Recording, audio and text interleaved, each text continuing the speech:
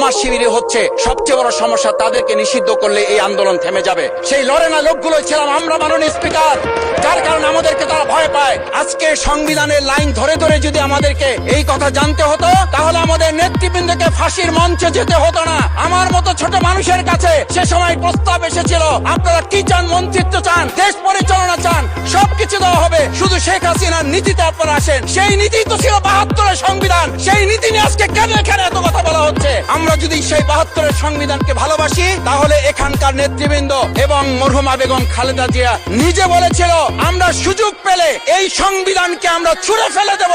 সেই সংবিধানের প্রতি আজকে বর্তমান সরকারি দলের কেন এত প্রেম জাগ্রত হয়েছে, এটা বাংলাদেশের মানুষের জানার অধিকার আছে।